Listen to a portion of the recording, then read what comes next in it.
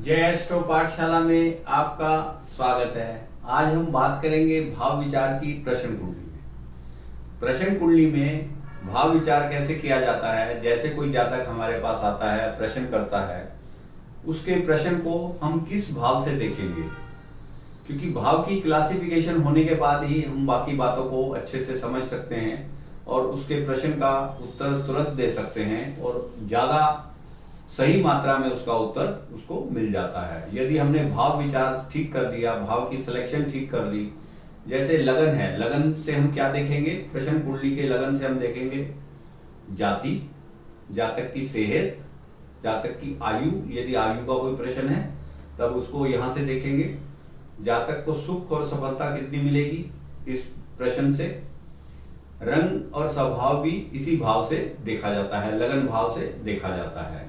तो हमने ये समझा कि लगन से हम क्या क्या देखेंगे, जाति देखेंगे जातक के ग्रह के हिसाब से, सेहत देखेंगे, आयु देखेंगे, सुख सफलता देखेंगे, रंग और स्वभाव के बारे में पता लगाएंगे। यदि उसका प्रश्न धन के रिगार्डिंग हो, कुटुंब के रिगार्डिंग हो, मृत्यु, शत्रु का हो या मित्र का कार्य कैसा चल रहा है ऐसा प्रश्न हो, या वाणी के बारे में हमें कुछ पता करना हो, या दाईं आंख के बारे में पता करना हो, या तेजी मंदी का विचार करना हो, तो उसके लिए हमें दूसरा भाव देखना पड़ेगा। दूसरे भाव से इन सब चीजों का पता लगेगा। धन की स्थिति का हम दूसरे भाव से पता लगाएंगे।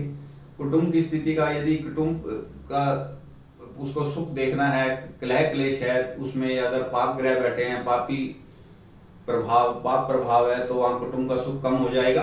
मृत्यु का देखना है तो वहाँ, क्योंकि ये मार्ग स्थान भी है, तो मृत्यु का भी देखा जा सकता है इससे, शत्रु का भी इससे देखा जा सकता है। मित्र का कार्य क्या है, यदि कई बार कोई आकर आपसे प्रश्न करता है कि मेरे फला मित्र की ये प्रश्न कुंडली है, उसका कार्य इस समय कैसा चल रहा है, तो हम इसको सेकंड हाउस से देखेंगे। वाणी, जातक की वाणी यहाँ से देखी जाती है कि वो किस स्वभाव की उसकी वाणी होगी, मीठी होगी, गर्म मिजाज का होगा, ये इससे देखेंगे। जो दाहिनी आंख है वह भी इसी भाव से देखी जाती है।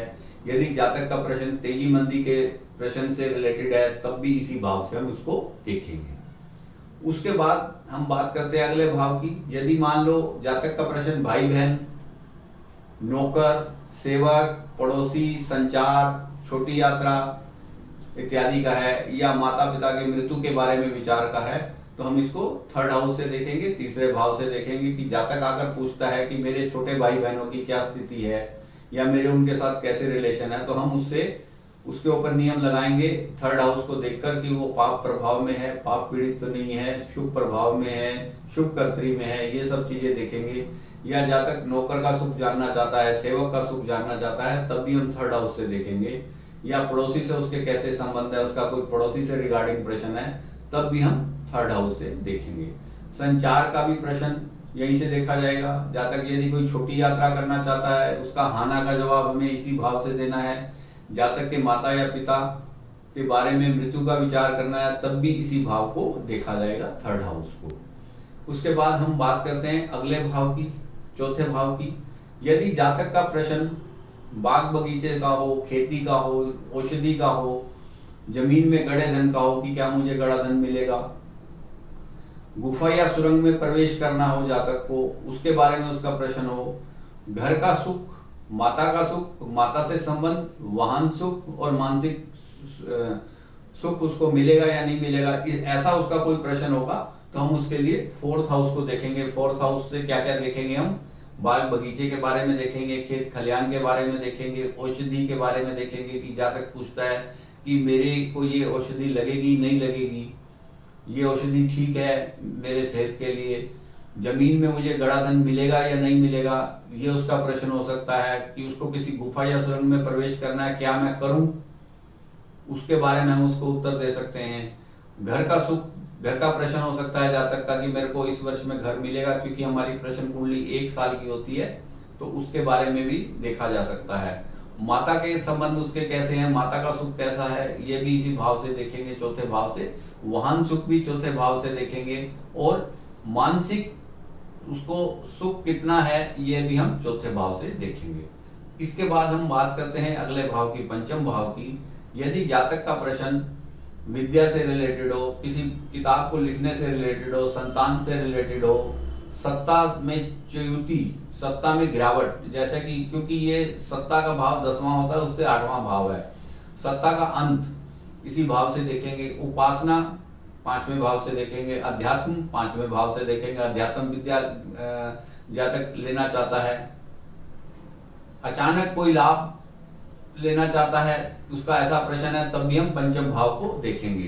तो पंचम भाव से हम क्या क्या देखेंगे? यंत्र, मंत्र, विद्या, कोई बुक राइटिंग करनी है, उसको किताब लिखनी है किसी विषय पर, संतान का सुख देखना है, या सत्ता से च्युति तो नहीं हो जाएगी, उसको सत्ता का कोई गम सता रहा हो, उसके बारे में उसका प्रश्न हो, या उपासना में उसका मन नहीं लग रहा, उपासना के लिए वो पूछना चाहता, तब भी हम पंचम भाव देखेंगे।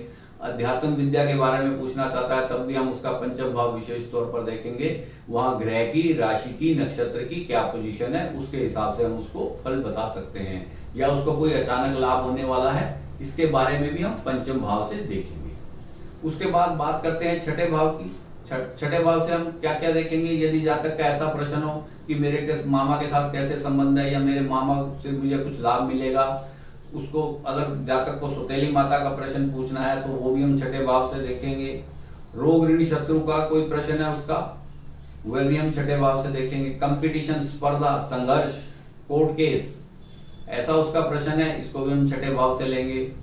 जातक कहता है कि मुझे चोट लगने की शंका है, इसका हाना का जवाब भी हम छठे भाव से लेंगे। क्रूर कर्म के बारे में भी हम छठे भाव से लेंगे। तो इस प्रकार यदि जातक का प्रश्न हो, मामा से संबंध, सौतेली माता से कैसा रिश्ता है उसका, रोग, ऋण, शत्रु का कोई प्रश्न हो, कंपटीशन का प्रश्न हो, संघर्ष का प्रश्न हो, कोर्ट केस हो, या चोट की शंका लगने का प्रश्न हो, या कोई क्रूर कर्म का कोई प्रश्न हो, तो हम छठे भाव से लेंगे। तो आज हमने बात की पहले भाव से लेकर छठे भाव तक। अगली कुंडली में, अगली वीडियो में हम बात करेंगे बाकी भावों के बारे में।